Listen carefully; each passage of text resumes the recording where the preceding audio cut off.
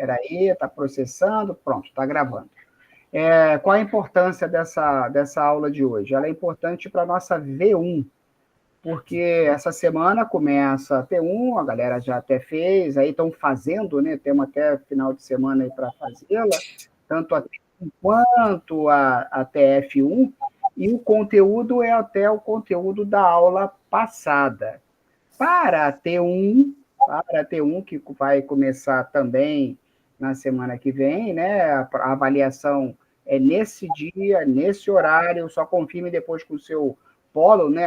A prova presencial, inclusive, a gente não vai ter aula, eu vou ficar daqui acompanhando, né? Qualquer tipo de dúvida que vocês tenham, mas não vai rolar aula semana que vem, nesse nosso horário, para vocês fazerem a V1. E na V1 cai o conteúdo do dia de hoje. Então, eu preciso estar tratando com vocês a questão aí de indicadores, que é o último tema, que inclusive eu já tinha até sinalizado para vocês naquele material de revisão. Se vocês forem ver lá o último tópico, né, o que é, para que serve, qual é a funcionalidade, a gente já estava contemplando esse material. Professor Douglas, boa noite. Boa noite, Robson, tudo bem? Tranquilo? Beleza. Me desculpe estar te interrompendo, mas Nada. A aula de hoje vai ser revisão, então, para a nossa V1. Não, Robson, infelizmente não, porque o calendário não nos permitiu. É o último conteúdo para a nossa V1. Na verdade, para a semana que vem, né, a gente não vai ter tempo de fazer uma revisão. Mas, assim, eu estou muito confortável, porque vocês estão bem na T1, então eu vi ali que, em média, né, eu entrei em cada turma e verifiquei que pelo menos uns 10% já fizeram a prova antes mesmo desse bate-papo de hoje, né? Então, isso é muito bom, pela segurança que vocês estão tendo, e o resultado está muito bom. Da galera que está fazendo a prova, né, que já fez a prova, inclusive, a média está bem elevada. Tá? A média, eu acompanho aqui através dos meus gráficos, a média está em 8,8, excelente. Então, está uma chuva de 10, melhor ainda, né? E a média está muito boa. É o conteúdo, então, até da aula passada. E é só a nossa aulinha de hoje, que é um tópico que está faltando para V1. Como revisão, eu sugiro vocês darem uma olhada naquele material que eu passei, dar uma navegada nas aulas que a gente trocou, nas gravações das aulas, né? Fazer aquela verificação geral, que eu tenho certeza absoluta que nós vamos ser felizes. E por falar em felicidade, eu quero aqui, quem vai bater palma para vocês hoje sou eu, né? Porque hoje é dia do médico veterinário. Eu procurei carinhosamente botar lá uma mensagem positiva, né, dos nossos amigos, né? Depois vocês deem uma olhada lá na página da disciplina, quem não viu, mas um parabéns aí para vocês, realmente merecedores, né? Tem um pensamento que diz que o médico cuida das pessoas e o médico veterinário cuida da humanidade, né? É quem vai salvar. O médico salva as pessoas e o médico veterinário salva a humanidade. É uma frase muito bonita, né? Muito bacana, e está associada aí ao nosso tema de hoje. Então, parabéns, não poderia deixar de passar em branco. Dito posto, eu quero falar desse nosso último tema. Estou compartilhando aqui com vocês. Esse material já está lá, já está aberto, já está tudo bonitinho lá. E é bem tranquilo, é bem amigável. A gente vai falar de indicadores. E por que é importante a gente falar de indicadores dentro do nosso contexto? A gente precisa se medir, a gente precisa se pesar, né? Quando a gente está preocupado ali se a gente está engordando ou está emagrecendo, a gente corre para a balança para fazer a medição. Então, a gente precisa de uma ferramenta, precisa de um instrumento para avaliar o quão a gente está alinhado com a média. É como se fosse qual a importância de termos indicadores, termos monitores para garantir que a gente está no caminho certo, que a gente está produzindo a quantidade certa, vendendo a quantidade certa, na hora certa, para o público certo. Como é que a gente mede isso? É só a gente fazer uma associação, mais ou menos, como se fôssemos a gente pega o carro e bota o carro na estrada. Quando a gente sai do ponto A e vai para o ponto B, né, a estrada tem uma série de placas sinalizadoras. Para que servem essas placas sinalizadoras? Curva à direita, lombada, velocidade 80, velocidade 100. As placas, elas são sinalizadores, instrumentos que vão nos permitir sair do ponto A, chegar ao ponto B com uma certa segurança. Se a gente respeita, se a gente acompanha essas placas na beira da estrada, a gente tem uma probabilidade, uma possibilidade, uma maior garantia de que a gente vai chegar no nosso destino de forma adequada. Então, isso é indicador. Fazendo aqui uma analogia para o nosso negócio, né, para o nosso mundo econômico, a gente precisa, então, ter placas externas, né, placas externas, placas do comportamento, que eu vou chamando aqui do comportamento do mercado. É como se fosse aquela placa da estrada que fala assim, dobra à direita, dobra à esquerda. E se você passar e não respeitar a placa, não vai comprometer a tua segurança, você só vai ter um gasto maior, você vai ter que dar uma volta maior se era para dobrar à direita e você não dobrou à direita. E existem placas internas, placas do comportamento nosso, da nossa avaliação, que aí são aquelas placas fazendo aqui uma analogia, né, radar a 100 metros. Se você passar com uma velocidade irregular pelo radar, aí sim você vai ser penalizado. Se você errar a curva, a entrada à direita, né, você só vai ter que dar uma volta maior. Agora, se você errar a curva, acelerar demais, e pode acontecer um acidente e você se prejudicar. Analogia mesmo aqui dos nossos indicadores. O Robson, acho que levantou a mão. Pois não, Robson? Tranquilo?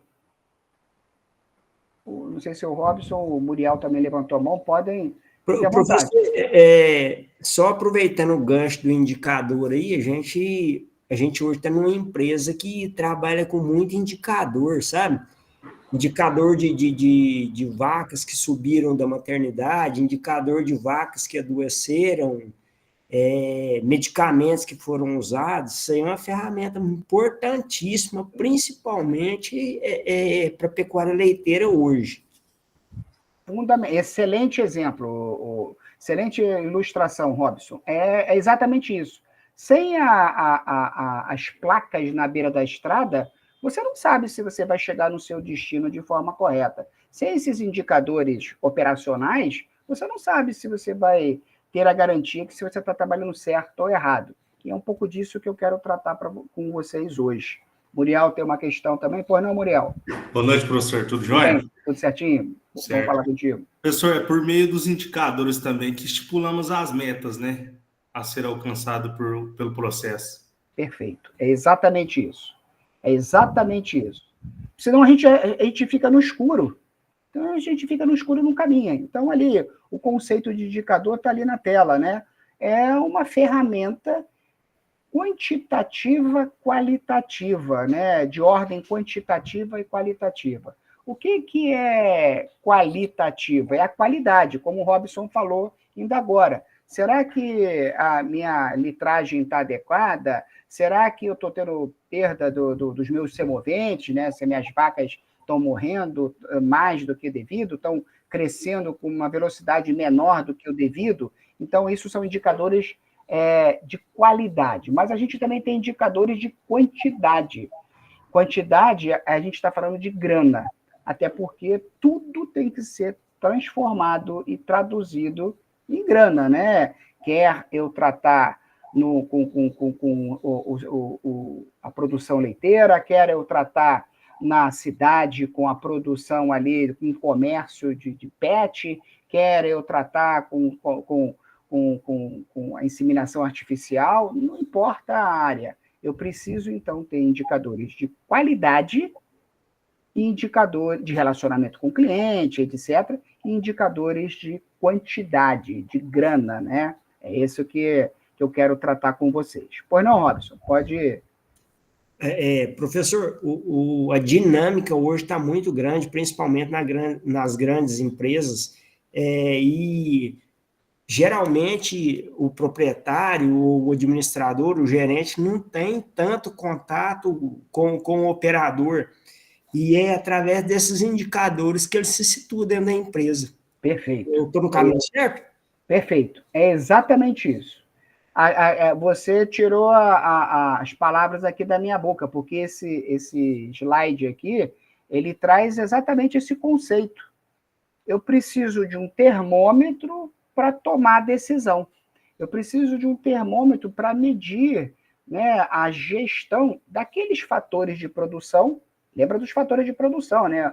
O insumo, a mão de obra, a tecnologia, o capital, o gerenciamento desses recursos. Ou seja, eu preciso ali ter a capacidade de medir se eu estou administrando adequadamente esses fatores de produção para que eu possa melhor tomar decisão na minha região, na minha localidade, ou mudar de localidade, ou explorar outros tipos de segmento, né? Eu preciso ter esse acompanhamento. E aqui eu estou botando a palavra, né, indicador, não só solto, porque indicador eu posso medir tudo.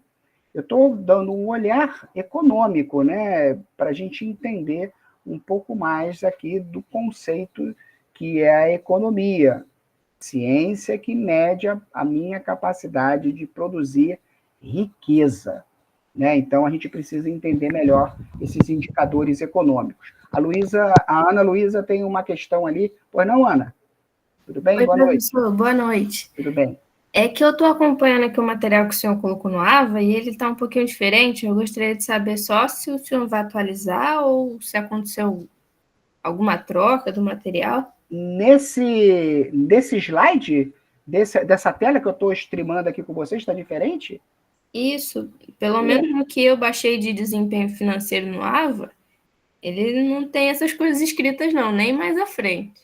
Eu vou dar uma revisitada lá, então, na nossa página, porque esse seria o nosso material, né? Que na verdade, eu tirei exatamente lá do próprio ambiente. Pode ser que... É que o meu aqui, ele está começando como sistema de plantio direto.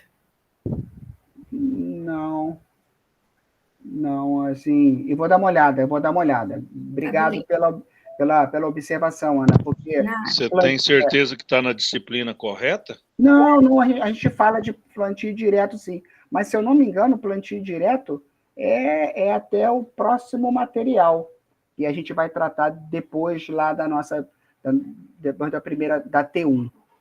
Eu vou dar uma olhada, Ana. O seu polo qual é, por favor, Ana? Qual é o meu é Campos São Gonçalo. É São Gonçalo. Vou até anotar aqui. Para verificar na turma de São Gonçalo. Pode ser, né, que de repente tenha acontecido algum problema entre... eu não erro, né? Mas quem erra é o problema entre a cadeira e o teclado, se é que você me entende. Mas eu dou uma olhada, com certeza, no material, com todo carinho, aqui terminando a aula, eu vou verificar. Mas é esse tema, indicadores. Ana, qual é o seu curso? Não, certamente é medicina veterinária, não é, Ana? Ela está falando que sim. É só uma questão, de repente, de repente eu atachei, né, aloquei o material indevidamente na turma de São Gonçalo. Eu vou dar uma olhada, eu me comprometo aqui impreterivelmente. É esse material, a gente não vai falar de plantio direto ainda não. Voltando aqui, então, para a questão dos nossos indicadores, né? Douglas, quais são os indicadores? Agora o Robson falou, indicador de medir a operação.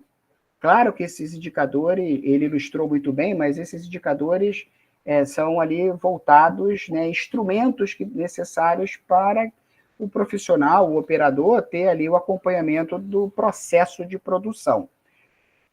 Nosso interesse aqui é darmos um olhar mais estratégico, mais gerencial nesse processo. Então, a gente precisa conhecer indicadores, que é tudo igual, mas indicadores econômicos, indicadores aqui de que a gente tem a capacidade de olhar tanto o ambiente externo, como a gente falou, que é o que eu quero explorar agora, quanto o ambiente interno, para verificar se eu estou bem, se eu estou no caminho certo, para eu poder fazer o meu planejamento de uma forma mais eficaz, mais segura. Quais são esses indicadores externos, Douglas? Vamos debater aqui, né? Vamos explorar aqui esses 5 que estão na tela aqui. O PIB, o Produto Interno Bruto, né?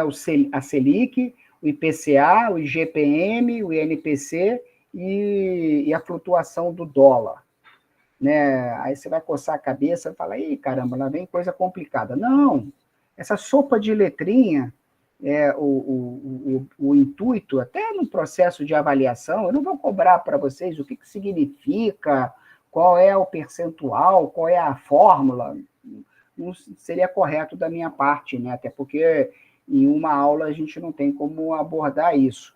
Mas é importante você entender, e isso eu faço questão, e você vai entender, que você compreenda, entenda o significado, a aplicabilidade, que existe um indicador que mede o comportamento do consumidor, que indica um indicador que mede a capacidade de riqueza. É isso que eu quero que você guarde, né, com carinho. O primeiro indicador econômico eu estou falando sempre, então, de riqueza, capacidade que eu tenho para acumular riqueza, que é diferente do indicador financeiro, né? O indicador financeiro, ele mede a minha capacidade de gerir, administrar o meu fluxo de caixa. É como se a gente fosse fazer uma brincadeira aqui agora, e eu te perguntar, eu vou fazer o seguinte comentário, a Ana, o Robson, a Vanessa, o Alisson, eles estão assistindo a aula, mas estão com uma sacola ali do lado, e dentro da sacola tem R$1 milhão. Eles estão com dinheiro ou não? Eles estão bem ou não? Se eu fizesse essa pergunta, a maioria da turma ia falar, claro, eles estão aí com R$1 milhão. Quem dera que eu tivesse R$1 milhão. Quem dera que eu tivesse guardado na minha fazenda esse monte de lobo-guará, né? Quem dera. Mas a sua resposta não estaria totalmente correta, ou poderia estar errada. Porque gerir o dinheiro, ter R$1 milhão, não significa dizer que você está bem, está rico. Até porque não está, né? Mas está rico. A riqueza, ela vem do seu comportamento econômico. Ou seja, ter R$1 milhão é bom, mas se amanhã, depois aqui da aula, ou amanhã, você tem que pagar uma conta de R$1,5 milhão, 2 milhões, você está meio quebrado, né? O dinheiro que você tem aí guardado na sacola não vai honrar a dívida que você tem.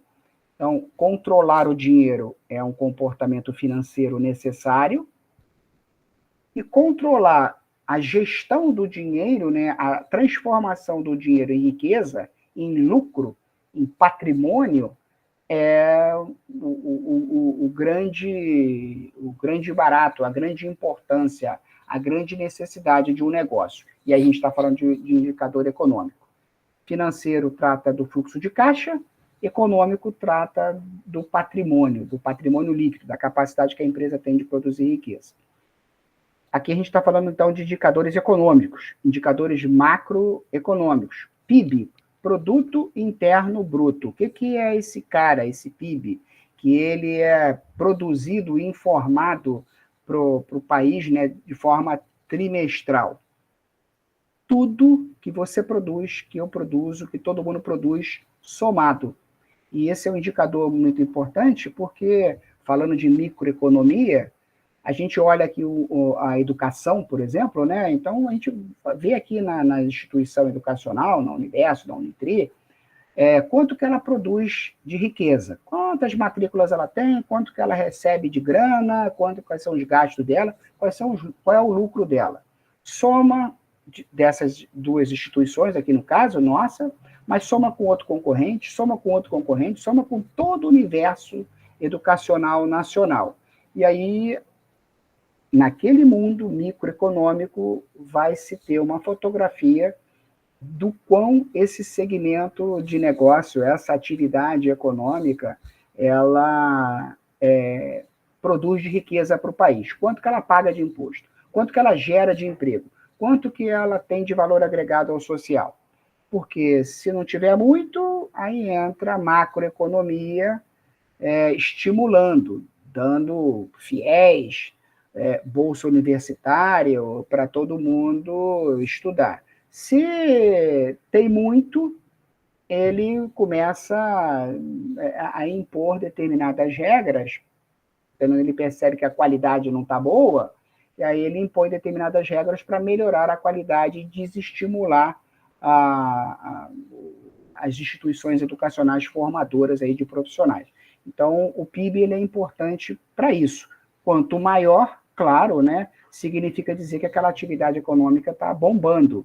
E aí o governo toma a decisão de tributar, de inflacionar, deflacionar, controlar, não controlar e tudo mais. E essa riqueza ela é comparada com a riqueza de outros países, né? Por isso que a nossa economia, falando de um todo, ela é a 8ª, 9ª economia do mundo, porque a nossa capacidade de produzir riqueza ela é a 8ª, 9ª, 10ª colocada na produção de riqueza mundial. O que isso tem a ver?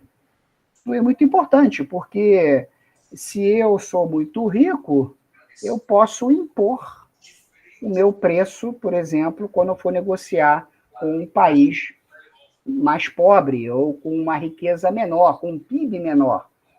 Quando eu for exportar para esse país, eu posso pressionar termos do contrato para impor quantidade, preço, etc.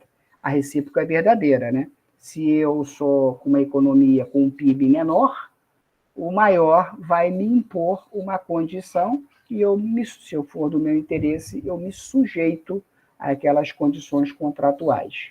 Por isso da importância da gente acompanhar o nosso amigo PIB, né? Acho que o Robson tem uma questão. Pois não, Robson?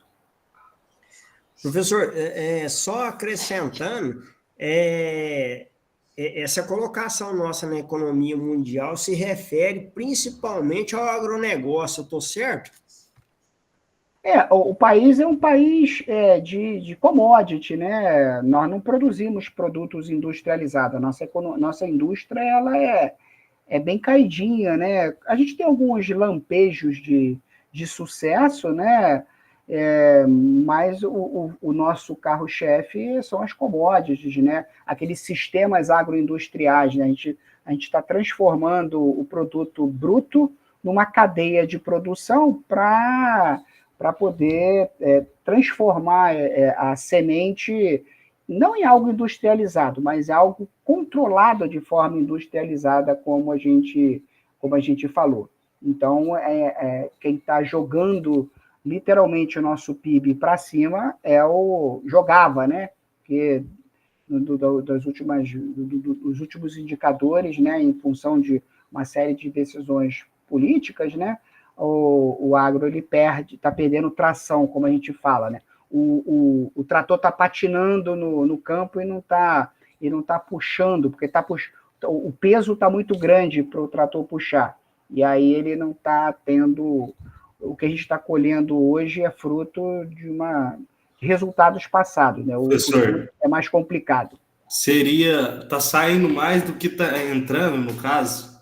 Nós estamos produzindo, mas porém está gastando mais do que a gente está produzindo. Exatamente, exatamente. Me aguarde daqui a 5, 10 minutinhos que a gente, quando eu te apresentar os indicadores internos, a gente vai ilustrar de uma forma bem bacana o que o Muriel falou.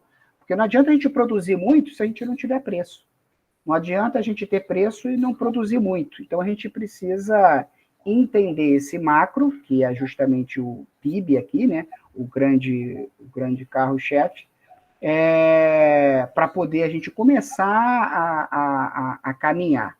A Fernanda falou aqui, foi por causa disso, então, que taxaram as compras online, né, $50, etc. Exatamente, Fernanda.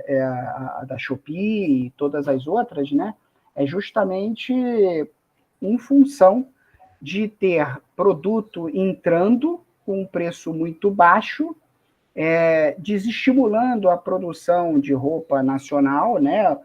A região de São Paulo, do interior de São Paulo, a região do interior do sul, né? Que são produtores aí de vestuário, de calçado e tudo mais, e porque o produto que estava chegando de fora estava meio que canibalizando, né, a indústria nacional. Então, você trava, aumenta a taxa, né, ele deixa de entrar, e aí a gente é obrigado a meio que comprar ou com preço muito mais caro ou comprar roupa no mercado local, para a economia se fortalecer, a gente se enriquecer para poder impor uma força maior lá fora. É exatamente isso. Isso aí poderia ser uma má administração governamental que nós estamos passando por ela? Assim, ora, a pergunta complicada, né? Tecnicamente, estão sendo tomadas decisões que muitas das vezes não estão alinhadas com o futuro, e sim quanto o presente. Hoje, os indicadores vão bem, obrigado, mas a tendência é esses indicadores começarem a cair já, a partir do próximo ano. Está associado, sim, à tomada de decisão macroestratégica com um olhar diferente, sim, está associado. Por isso da importância da gente entender o olhar externo e depois o olhar interno. O outro olhar externo que eu quero que vocês conheçam é a taxa Selic. O que é essa taxa Selic? É a taxa do aluguel. Né? Eu, quando empresto a minha casa para você morar, eu cobro um aluguel por você estar usando a casa. Isso é natural. Quando eu empresto dinheiro para você, eu vou te cobrar um aluguel por esse dinheiro. A taxa Selic, então, é uma taxa, né, que ela é estipulada, né? O que significa? Sistema Especial de Liquidação e Custódia, só por curiosidade. Mas é uma taxa que ela mede a relação do custo do dinheiro que é pego emprestado. Eu preciso pegar dinheiro emprestado para comprar um computador para dar aula para vocês. Quanto que o banco está me cobrando de aluguel desse dinheiro? Ou seja, quanto mais eu preciso, mais pessoas precisam de dinheiro, mais o banco vai aumentar a taxa de juros. Né? Aquela história da teoria, né, da oferta e da demanda que a gente já falou. No caso, a taxa Selic hoje do Brasil ela está em 10,5%. E a expectativa é que ela aumente ainda mais. A próxima reunião do Copom, que é o órgão que eleva essa taxa de aluguel, vamos dizer assim, do dinheiro, a tendência é do mercado é que vai aumentar ainda mais. Vai bater aí 10,75%, né, quase chegando a 11% de aluguel. Ou seja, se você pega um dinheiro emprestado, para investir no seu trator, no seu maquinário, na sua loja, no seu estoque, você vai cada vez pagar uma taxa de juros maior.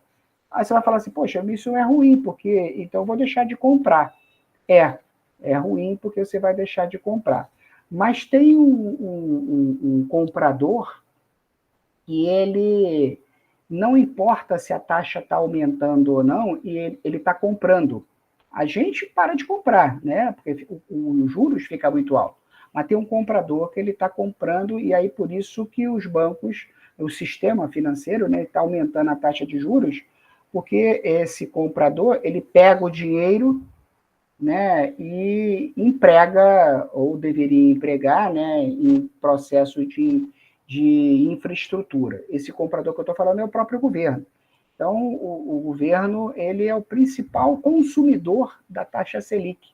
Então, ele pega dinheiro para empregar nos seus projetos, né, e por isso que a taxa não baixa, porque talvez aí ele esteja usando o dinheiro não de uma forma correta, ou não tendo resultado de imediato. Por isso que a taxa não vai baixar nunca e ela fica elevada. Taxa Selic, então, só para a gente guardar aqui, né, para efeito de entendimento, é a taxa de juros que controla a nossa economia.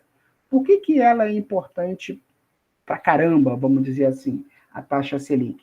Ela que norteia esses outros indicadores macro aqui. IPCA, Índice Nacional de Preço ao Consumidor Amplo.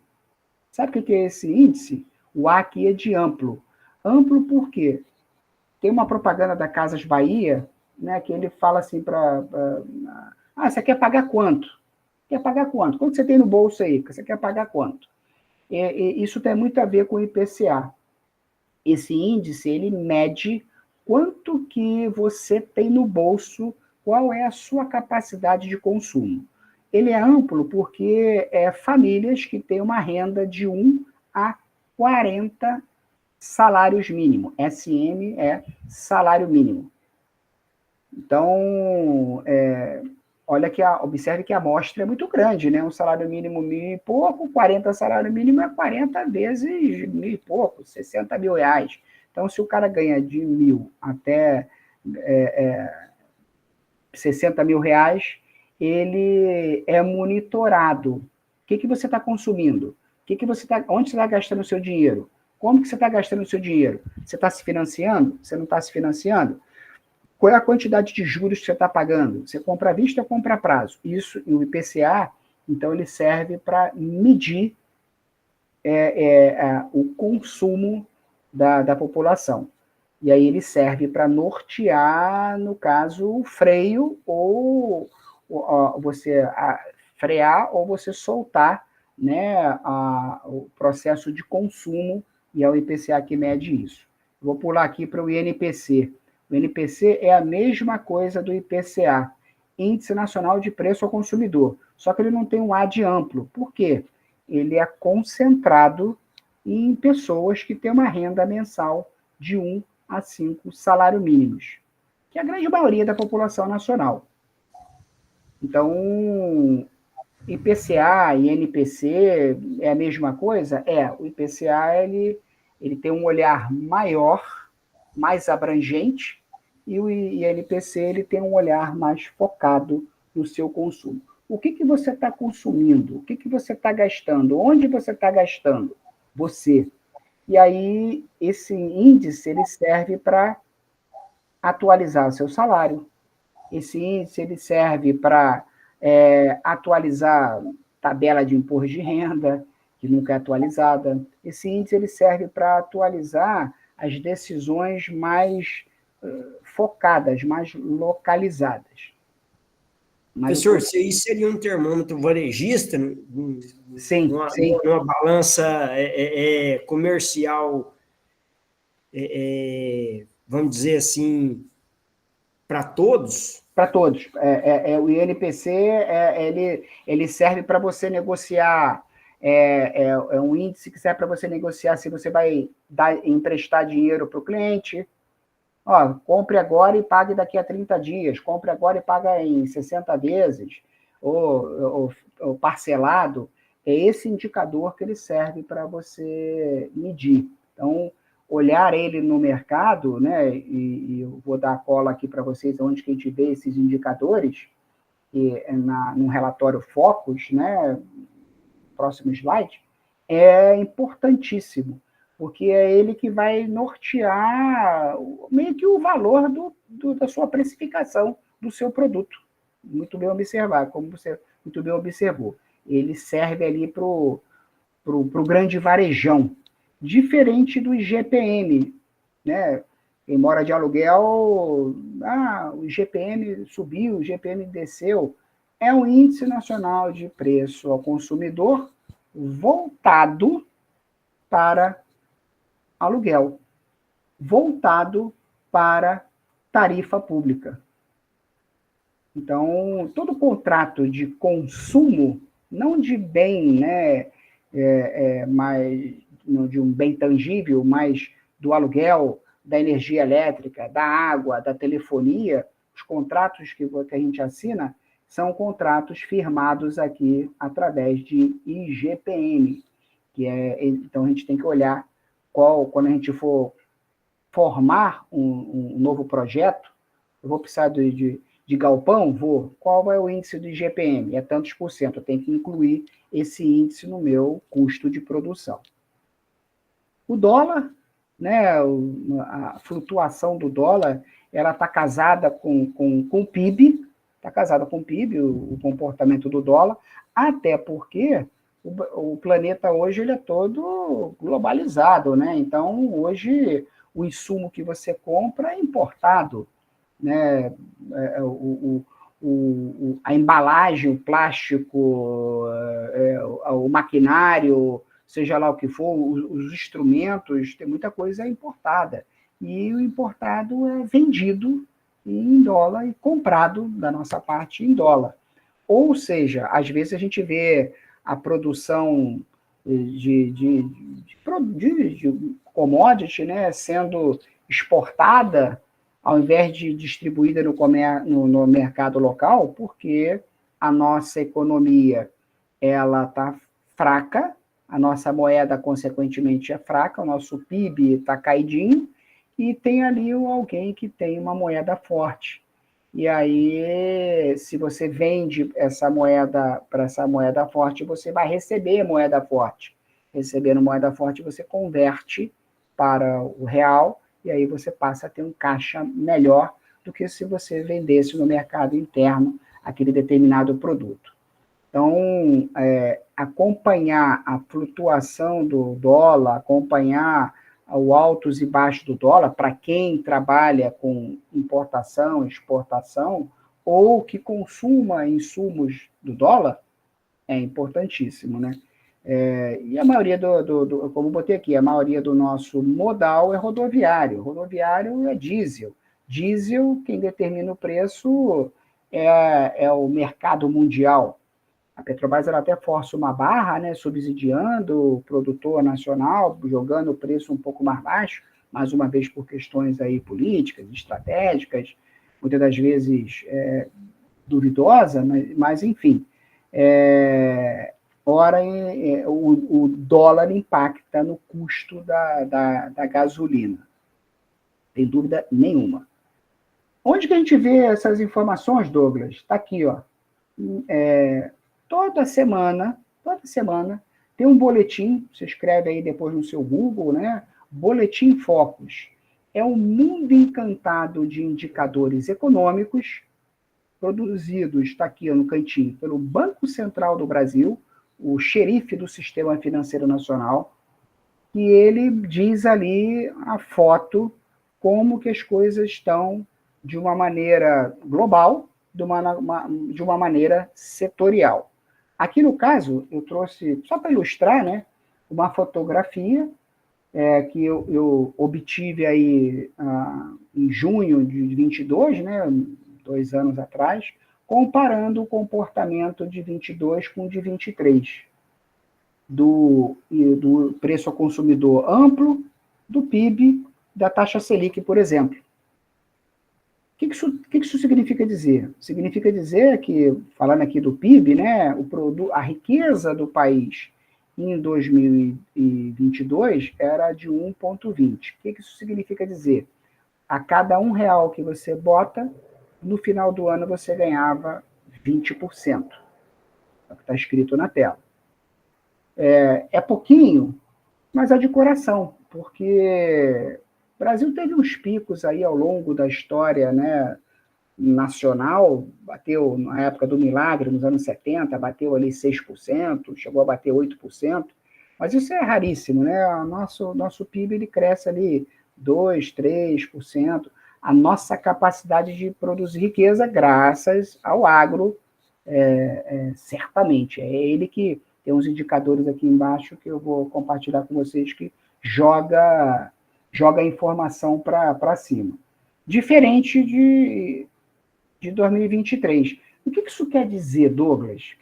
Traduz isso para a gente, esse 1,6. Em 2023, você ganhou bem menos, você quase que não ganhou nada. Você ganhou, a riqueza do país não cresceu nem 1%, cresceu ali 0,76%, de uma forma macro. Isso é bom, é ruim? Isso é importantíssimo para você fazer a sua projeção, para você fazer o seu planejamento, para você olhar onde você está pisando para não pisar em ovos. A taxa de juros, olha que interessante, hein? A taxa do aluguel, dos juros do mercado, em 22 estava em 13,25. Em 23 caiu para 9. Hoje já está em 10,5, tendendo a quase bater 11 de novo. Essa foto aqui, você é hoje... então está dizendo que a Selic em 2023 ela foi menor do que em 22? É isso que o aluguel foi menor? Isso. A taxa de juros foi menor? Sim, ela foi menor. Significando que... Só que a fotografia de 23 é fruto de anos anteriores. A fotografia de 22 é fruto de anos anteriores, né? O que você é hoje é baseado no que você comeu ontem, na atividade física que você fez ontem, né? Então, a foto ela é importante, mas sempre a gente compara, ela é uma tendência, né? Por isso que a gente tem que olhar os números combinados. O IPCA aqui, ele caiu, né?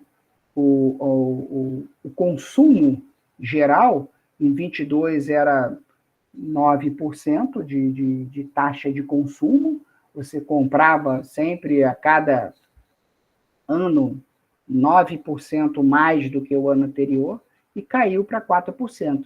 Todo mundo segurou, etc., né? Caiu para metade. O Boletim Focus, então, ele é riquíssimo de informação. Só que esses indicadores são indicadores interessantes para a gente mergulhar neles, para a gente bisbilhotá-los no mercado, ler no jornal, entrar nos materiais, trazer um pouco aí para a nossa realidade, mas são indicadores externos. Eu preciso me olhar no espelho, eu preciso verificar se eu estou bem, né? Aquela história da nota da prova, como eu falei para vocês. Se você tirou 9 na prova, mas todo mundo tirou 10, você, desculpe, é o pior aluno em classe, né? Então, você precisa ter essa medição. E a recíproca é verdadeira. Se você tirou 2 numa prova, deixa eu bater aqui na madeira, né? Tirou 2 na prova, mas todo mundo tirou 0, você é o melhor aluno da classe. Então, você precisa... O número em si, da Selic, Douglas. do CA... Pois não. Eu abri o relatório aqui, ó. Vou ler o que está escrito e você interpreta para nós? Sim, pois não. A projeção para o PIB 2024 foi elevada de 2,46 para 2,68. E a projeção para 2025 subiu de 1,85 para 1,90. Olha o que ele está dizendo, né? Em 2022 era 1,20, caiu para 0,6. Vai subir em 25 e vai subir em 26. O que isso significa dizer? A riqueza... Todo mundo tem uma expectativa, o relatório está com uma expectativa de crescimento da capacidade econômica do país. É isso que ele está sinalizando.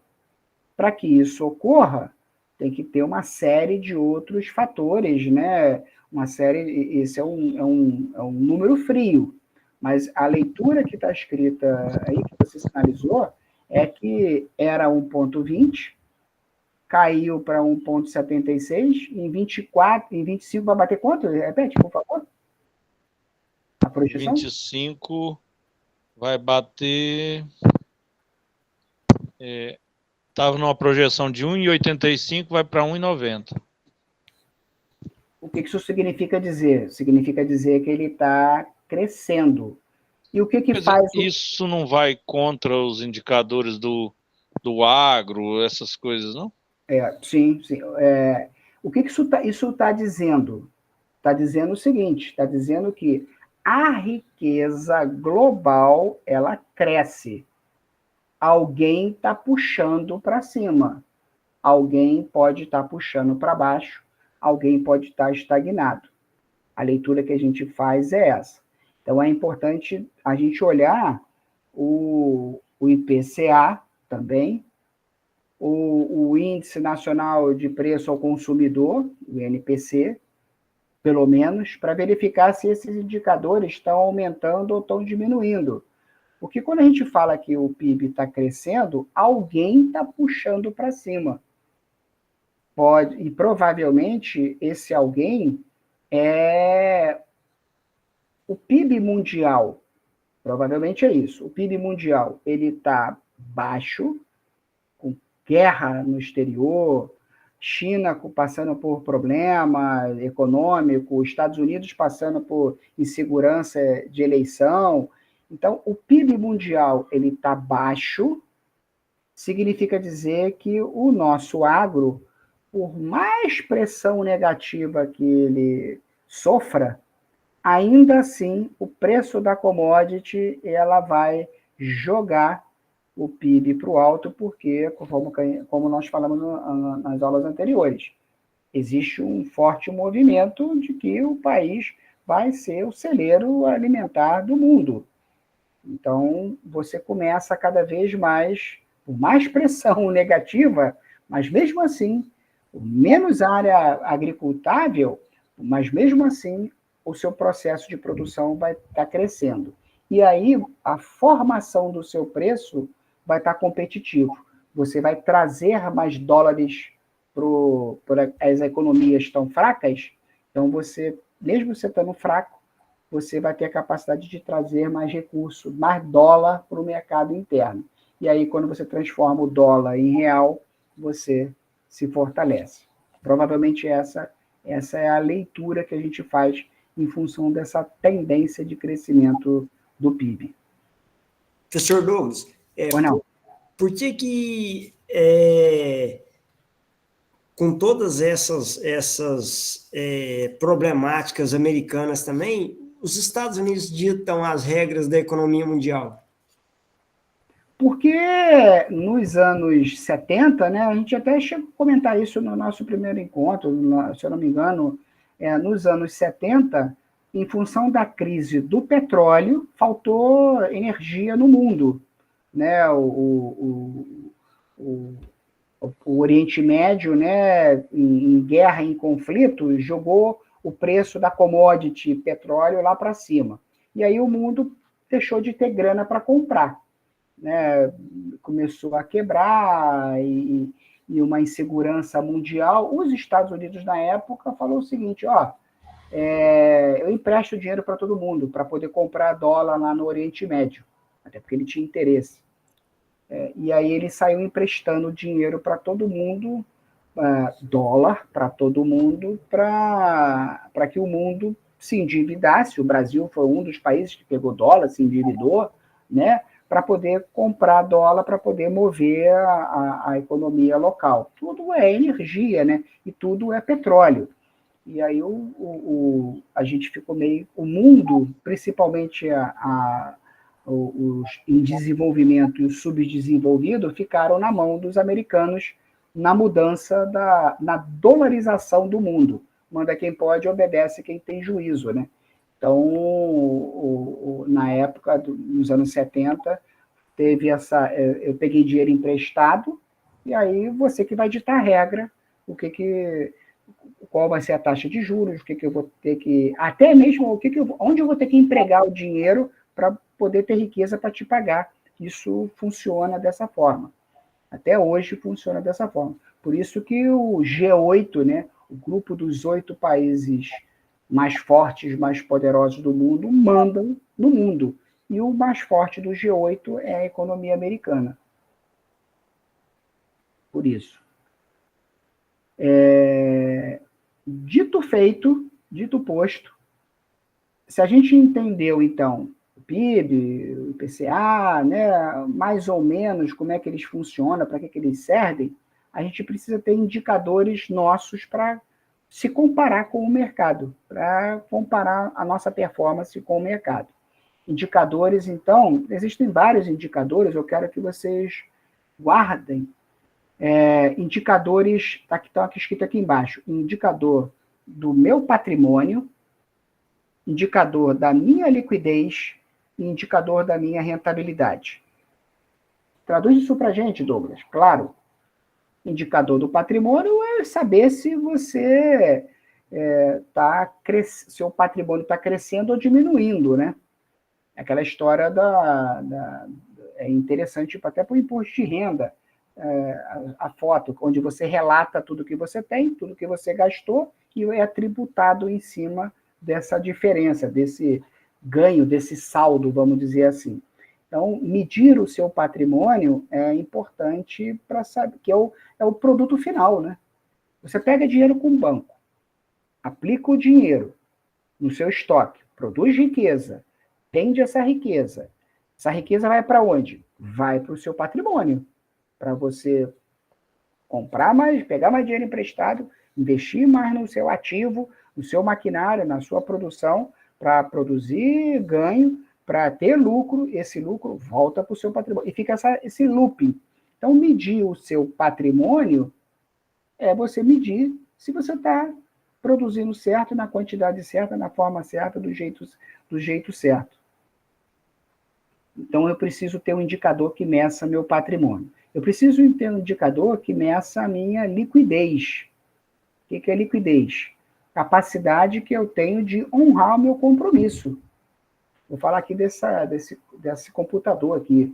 Eu fui no banco, peguei dinheiro de R$5.000 para comprar um computador, para programar, para dar aula para vocês.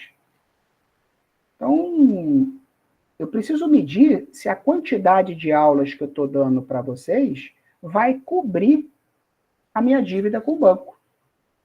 E sobrar um cascalinho para fazer outras coisas. E se eu pegar 5.000, cobrar, vamos supor, R$1 cada aula, der 5.000 aulas, eu vou ganhar os 5.000 e vou pagar para o banco. Mas eu não vou ficar com nada. Então, eu preciso medir. A liquidez é a capacidade que eu tenho de cobrir o dinheiro que eu peguei emprestado. Professor, não. Seria rentabilidade? Não. A rentabilidade é o outro. Eu preciso, então, o exemplo que eu dei aqui da aula, né? Eu peguei 5.000, dei 5.000 aulas, cobrando R$1, né? Então, essa é a minha capacidade. Eu tenho capacidade produtiva, a liquidez está associado à produção. Certo. Eu tenho capacidade produtiva para cobrir o dinheiro que eu peguei do investidor, do banco, seja lá quem for? Isso é uma resposta, que a liquidez te responde. Agora, o que é a rentabilidade?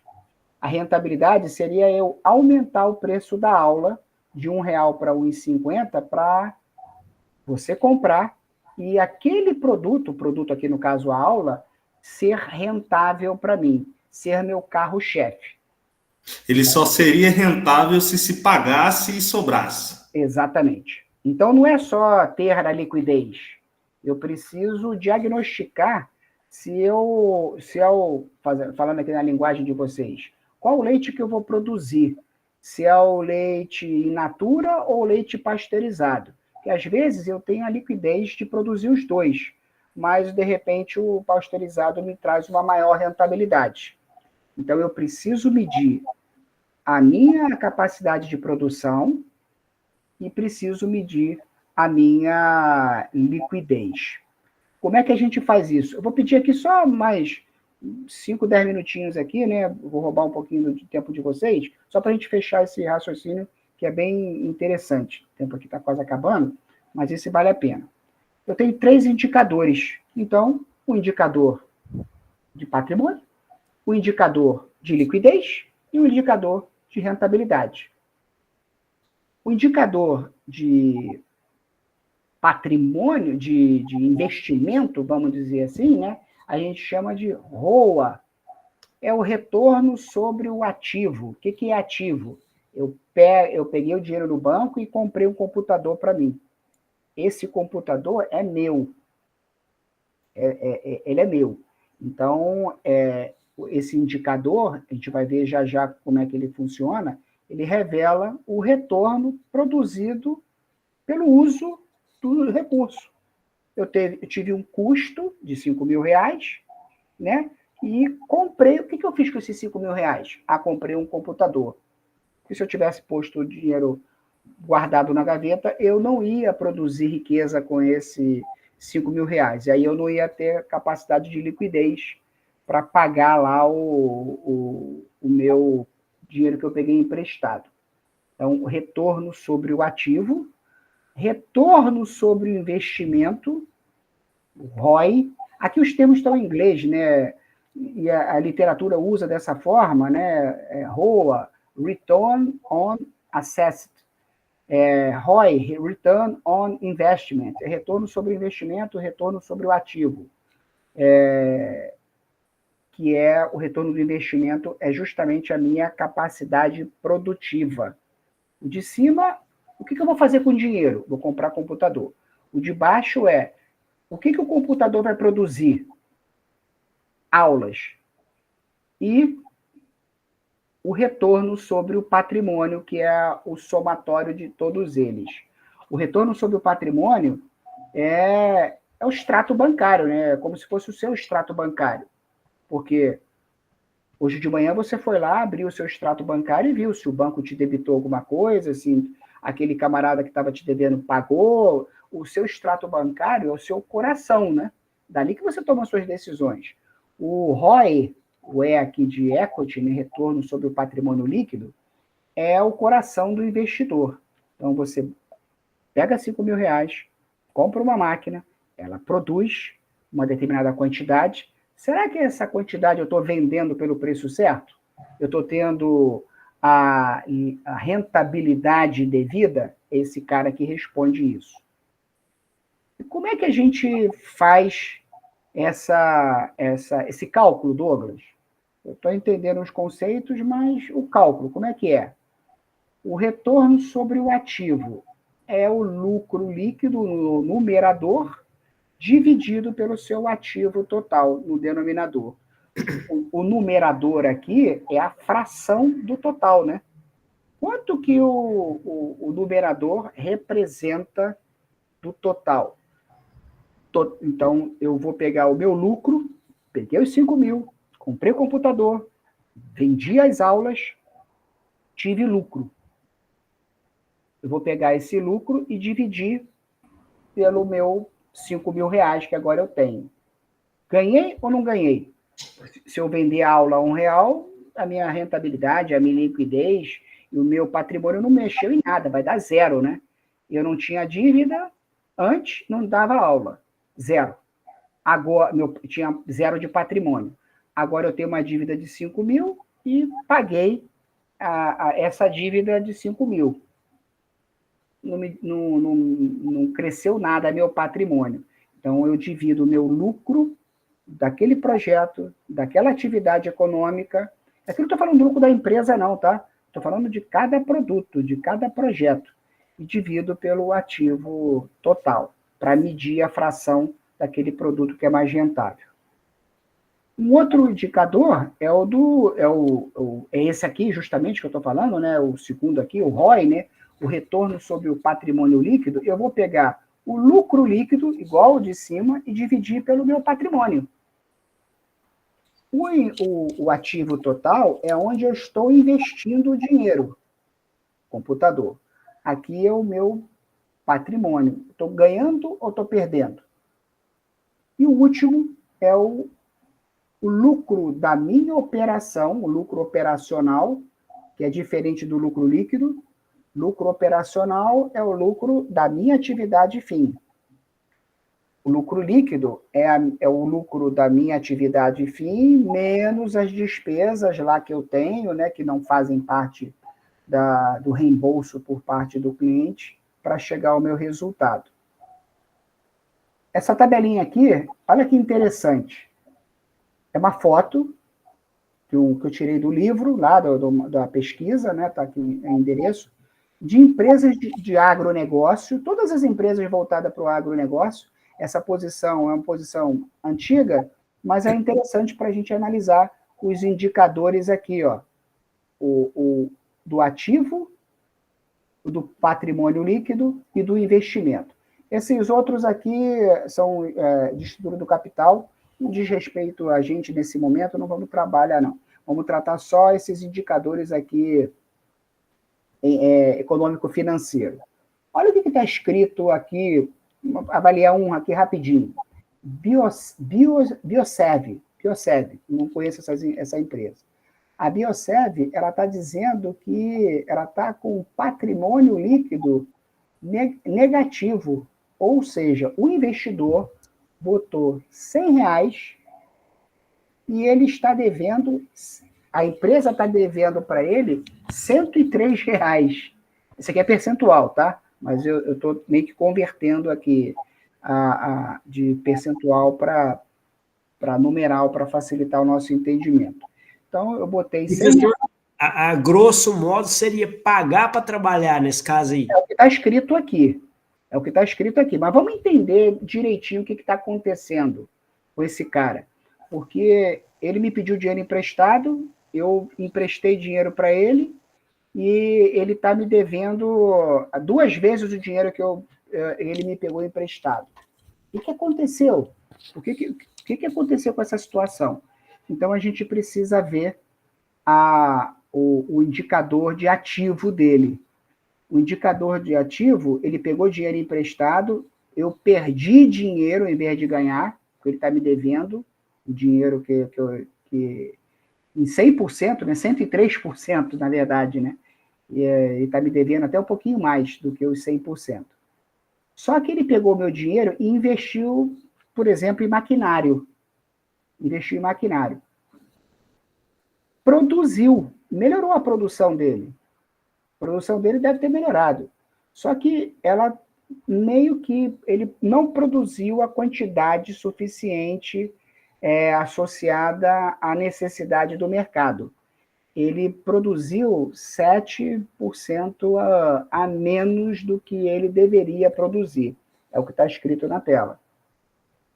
Então, ele pegou dinheiro emprestado, comprou maquinário, produziu uma determinada quantidade, mas não produziu o suficiente.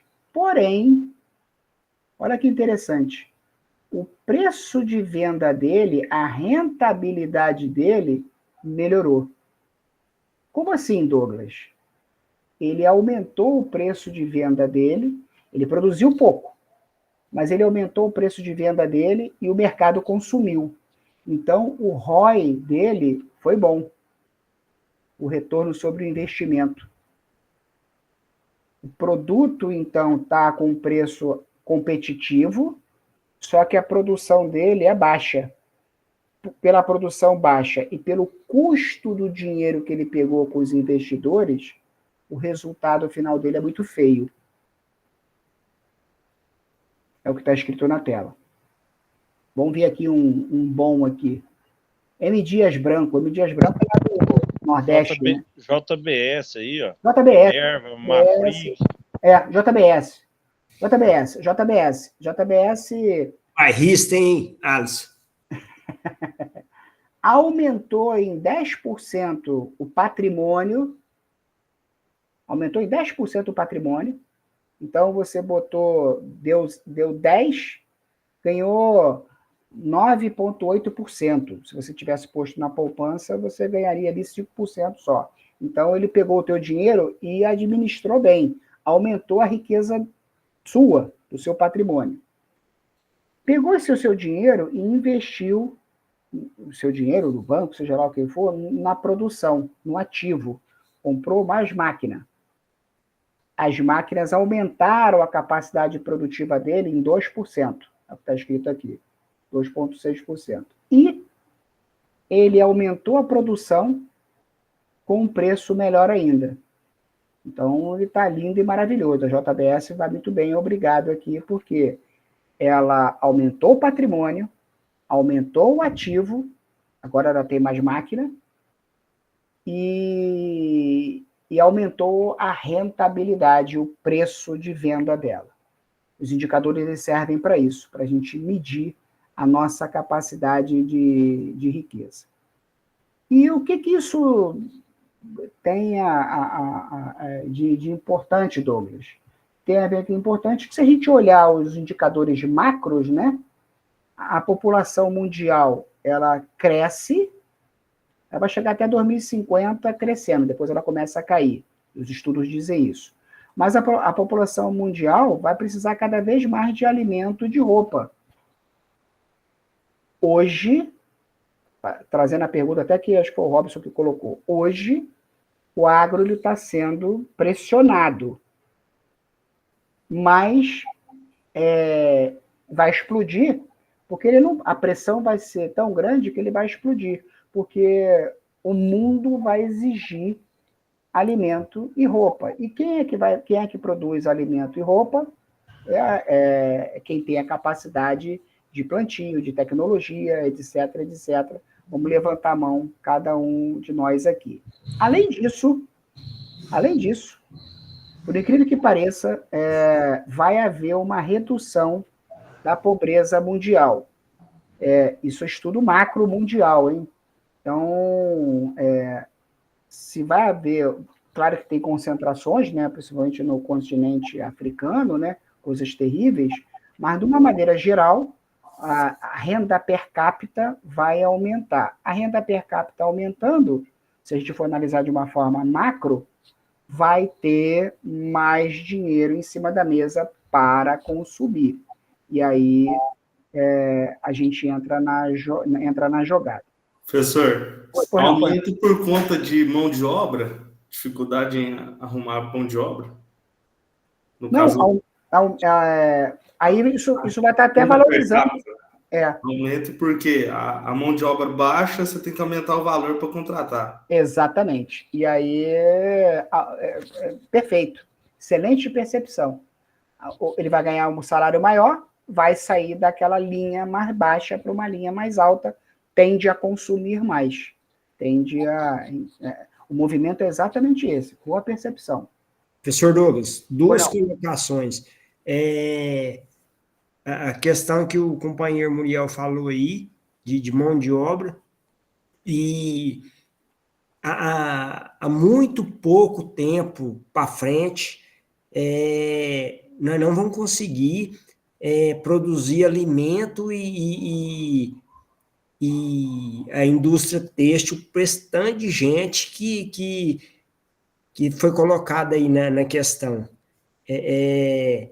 Eu poderia dizer que a indústria têxtil e alimentícia vão estar assumindo a ponta na economia mundial? Esse estudo aqui, né, da SLC Agrícola, né, de 2018, é o que eles estão dizendo. É exatamente isso. A produção agrícola terá que aumentar 70%. Obrigatoriamente, se vira, produtores leiteiros, se virem, mas vocês vão ter que aumentar em 70% a sua capacidade produtiva, com quantidade de água limitada, com terra limitada, mas você vai ter que aumentar em 70% para suprir esse consumo de vestuário e de alimento do mundo. É o que o estudo está dizendo. Aí você vai falar assim, pô, Douglas, como é que a gente vai fazer isso? Eu tenho que, mais do que dobrar a minha capacidade, aumentar em 70% aí, com o quê? Com tecnologia. E aí você vai ter que direcionar, né, o que produzir, como produzir, e estudar a sua cadeia de produção para ter a segurança na tomada da sua decisão. Só como exemplo, para produzir 1 quilo de carne de porco, eu gasto 4, me corrija aí se eu estiver errado, hein? Eu gasto 4 quilos de ração animal em média. Para produzir 1 quilo de carne de frango, eu gasto metade, gasto 2 quilos de ração.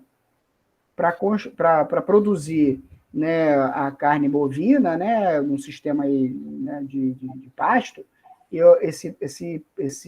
essa ração chega até 7 quilos não é nem por arroba, né, aqui por peso, né? Ele não. Professor, esse deu uma mudadinha um pouco aí, mas basicamente nisso. O suíno deu uma baixada para produzir, por causa da melhora na produtividade do animal, sabe? Perfeito, perfeito. Perfeito. Isso é o desafio. Essa é a realidade. Então, você tem a obrigação de isso até uma verdade que você está falando, que olha que gráfico lindo esse gráfico aqui. A quantidade, essa aqui é a produção, aqui não é só bovina, né? A área, né, agricultável do país, no 1960, 2030, ou seja, hoje, a população nacional, ela cresce, a população em 1960, ela tinha aqui um determinado, aqui é o per capita, né? Milhões de pessoas por hectare. Então, eu tinha aqui 3 milhões por hectare, aqui eu tenho 11 milhões por hectare. A população está crescendo. Porém, a área agricultável está diminuindo, em função de tudo que vocês acompanham aí, melhor do que eu, sabem melhor do que eu. Então, os gráficos eles estão se cruzando. A necessidade de consumo está aumentando, mas o espaço está diminuindo. Como é que a gente soluciona isso? O amigo acabou de responder previamente. Tecnologia. Tecnologia, só para a gente fechar aqui o raciocínio, é associada ao nosso agro.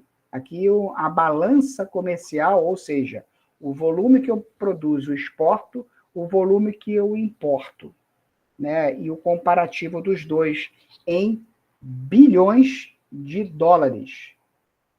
1997, 1917. A foto que eu obtive aqui, né? Aqui já tem aí 8 anos aí atrás. A frequência o verde escuro aqui, né? É as exportações. As exportações nacionais só crescem fruto da nossa capacidade de produção, estocagem, armazenagem, transporte, né? E venda. Então, para o alto e avante. A nossa importação, esse gráfico aqui menorzinho, ele se mantém. Ele está se mantendo. Sobe um pouquinho, desce um pouquinho, mas de 1997 a 1917, a gente meio que importa mais ou menos a mesma quantidade. Então, uma salva de palmas aqui para a gente. Você importa a mesma quantidade, mas você está exportando cada vez mais. Você precisa ter, então, incentivo, estímulo, e não ser sobretaxado, etc, etc e etc. Se é que você me entende. Ufa, atrasei aqui 15 minutinhos, peço desculpa aí a cada um de vocês, mas era importante a gente ter essa leitura, né? Essa visão. Douglas. Indicadores. Eu vou dar a palavra para cada um de vocês. Eu preciso ter indicadores que acompanhem, Boletim Focus é o melhor deles, o comportamento, então, macro, traz esse comportamento macro para o nosso mundo, de capacidade que eu tenho de investir no meu ativo, que sem ativo a gente não anda, né? Sem ativo eu não produzo, sem computador a gente não anda. Então, eu preciso medir o investimento no meu ativo, eu preciso medir a minha liquidez, com esse ativo eu estou tendo capacidade de honrar a minha dívida, e eu preciso medir a minha rentabilidade. Além de pagar a dívida, eu estou crescendo? Porque senão eu tenho que reavaliar. Não basta eu comprar com maquinário, pagar a dívida e não crescer, ter só grana para ficar pagando empregado e pagando combustível e pagando produtor de semente, né? Então, não adianta. Eu tenho que medir esses 3. São os indicadores que eu queria apresentar para vocês hoje. Pois não, Alisson? Muriel ficou satisfeito daquele gráfico lá das empresas lá, porque ele trabalha na BRF e ele viu que ela tá bem demais. Tá, Ô, BRF não, moça, é Bifar, por enquanto. nada de braçada. BRF era nada de braçada aí, um movimento bastante interessante aí da junção, né, da Sadia e Perdigão, e tá dando certo por enquanto. Pô, não, acho que o Robson também levantou. Professor Douglas, a grosso modo falando, a aula de hoje veio à minha cabeça uma situação até preocupante. Dentro de muito pouco tempo, se a gente não conseguir acompanhar a tecnologia dentro do que o senhor falou na aula de hoje, o mundo está fadado a passar fome. Sim, sim. E é por isso que eu peço encarecidamente a vocês, cuidem de mim, cuidem das próximas gerações. A gente está aqui numa graduação, ótimo. Terminada a graduação, escala para um curso de especialização. Escala, participem de simpósios, seminários voltados para a tecnologia. Mas eu não quero trabalhar com o campo, eu quero trabalhar na cidade, no meio urbano, quero montar uma loja de pet. Estude, então, participe de eventos associados, de fóruns associados, para entender qual é a melhor tecnologia para tosar o animalzinho, qual é a melhor tecnologia para dar banho cada vez mais rápido, mais eficiente no animalzinho, para você girar e ter uma fila de espera ali para tosar, para dar banho, seja lá o que for. Tecnologia. Então, caminhem com a tecnologia. Isso não tem volta. Isso aqui não tem volta. A gente é totalmente dependente disso. Então, me ajude. Eu vou pedir ajuda para vocês. Os nossos filhos pedem ajuda para vocês, porque a responsabilidade está com vocês. O meu cabelo branco, daqui a pouco, vai ficar mais branco ainda e vai cair. Então, quem vai cuidar da minha geração são vocês. Não tem dúvida nenhuma disso. Então, o que eu puder ajudá-los, a prepará-los para que você amanhã me ajude, é fator crítico de sucesso. Então, a relação nossa é só essa. Ela se dá dessa forma e não tem volta. Deixa eu parar aqui a gravação, né? Senão depois eu me esqueço aqui, me enrolo todo. Assim que terminar a gravação, ó,